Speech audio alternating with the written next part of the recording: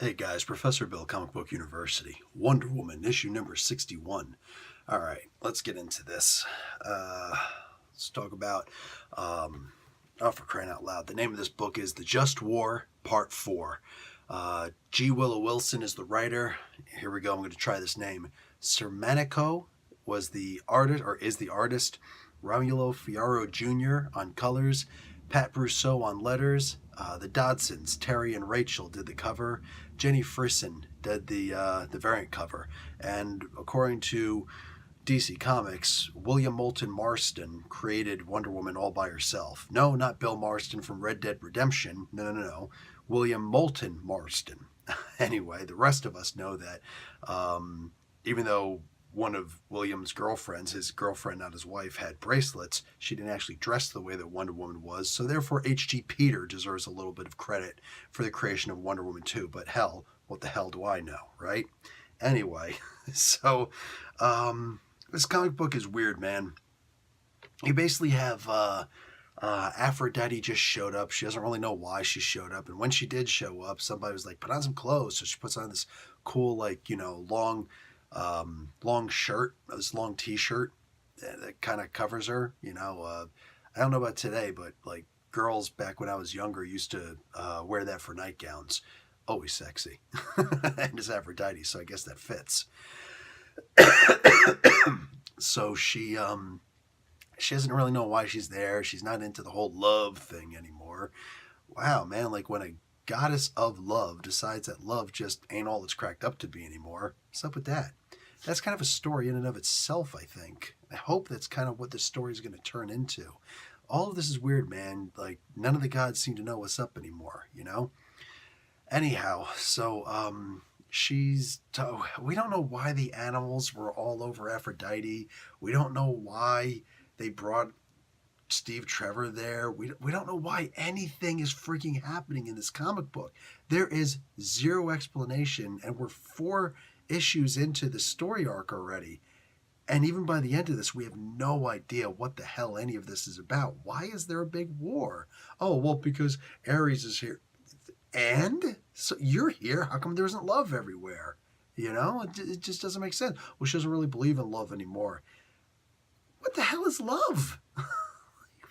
This isn't just a Tina Turner song at this point, man. Like, what the hell do you mean by love? There's lots of different kinds of love. Goddess of love, you'd figure there's a lot more than that, man. Like, there's love of your significant other, and that's what everybody always thinks about. But I'm sorry, does anybody actually love their parents? Because that's an entirely different kind of love.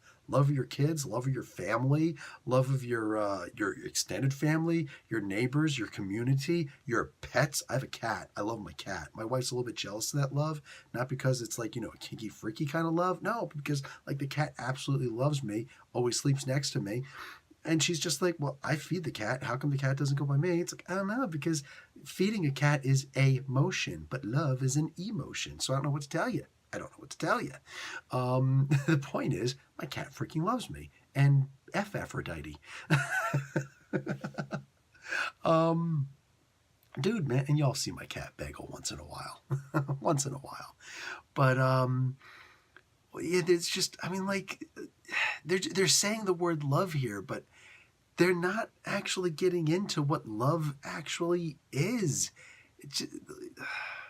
You see that? Love makes you lie and say things, because Wonder Woman is like, oh, I don't know where anybody is. I don't know if my sisters are alive anymore. Don't worry, everything's going to be okay. I don't know how, but everything will be okay. That's a stupid thing to say in the first place. And you figure that, I don't know, man. Like that, to me, that just seems so completely odd for Steve Trevor to say that. And then for later on, or immediately afterwards, Aphrodite says, see, love makes you say things that you can't possibly back up or help or fix or whatever it is that she says. I'm just like, yeah, but it was a dumb thing to say in the first place. What I feel like we're creating scenarios just to comment on the scenarios at this point. I was really into this comic book, the title so far, with Miss Wilson writing it at first, because it was really cool, and I did like the political aspects, the social aspects of what we were reading. unfortunately, those went away, and they weren't really replaced with anything. I want to like this comic book, I really do, but I'm just not being given a reason. Of course, I'm going to read this until the end of the arc because, duh, it might turn around and just completely flabbergast me. I might be floored with how amazing the comic book is. I'm just not seeing that on the horizon right now. I don't know why Aphrodite is here. Those animals are gone. Those animals that were such a big deal in the first couple of issues are gone entirely. Like, they might as well not even been there. And they were cool. I loved the philosophy behind the things that they were saying. They were fun. Where are they? Wonder Woman is here and she doesn't know what's going on. We don't know what's going on. Nobody knows what the hell is going on. And all of a sudden, Ares appears at the end of this like, oh, you guys are in for it now. She just fought you twice. She kicked your ass both of those times. Why should I be nervous right now that all of a sudden Ares showed up? Like, you just got punked twice in about as many minutes. Yeah, I don't see anything interesting in this particular issue of this comic book. I stand by my statements for the other comic books. They were great. This particular issue, I can't even say it went in a circle. It's kind of lost. You know, when I was an engineer one time, when I was studying engineering, I was in DeVry. I'm sitting there working in DeVry. I'm making a circuit. My first time working on a breadboard, putting together a circuit. All right? I got all these different components and I'm just putting things together.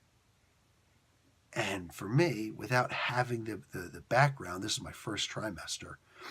Yeah, we did trimesters instead of semesters. I put all these pieces together. I just kept on putting pieces together with a power source at the beginning, trying to get some kind of activity at the end. And I did it. I got a light bulb to turn on all the way at the end of the circuit. And I showed the instructor. I was like, yeah, teacher, check this out, man. Check this out. This dude from Iraq. It's like, check this out, man. This is awesome, right? And he looked at it. He was like, you got the light bulb to go on. Cool. I was like, so what else would this circuit be good for? He just says, this is pretty much just a whole bunch of unnecessary pieces that you could wipe out much more than half of them to get that light bulb. You literally only need 2 pieces to get that light bulb to turn on, and one of them is the light bulb. And I felt like this comic book has everything except the light bulb. You get what I'm saying?